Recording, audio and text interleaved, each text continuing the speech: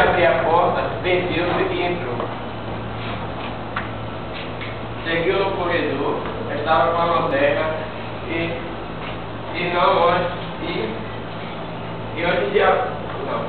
não fazia ruído nenhum. Se aproximou para ver o que era. Advertiu que estava desarmado. Estou desarmado. Ouvia vozes não cochichadas, mas vozes claras. Não entendia o que as vozes diziam. Como naquele tempo os cadáveres eram sepultados na igreja, imaginou que a conversação podia ser de fundo. Correu apavorado, mas depois de alguns minutos tomou coragem e voltou. Vendeu-se outra vez e seguiu em frente. Tomou um susto quando viu uma coisa extraordinária. São José e São Miguel descidos dos nichos e sentados nos seus altares, virados para os altares de São João e São Francisco de Sales.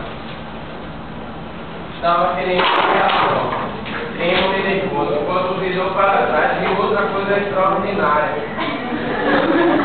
São João descido do nicho conversando com outros santos.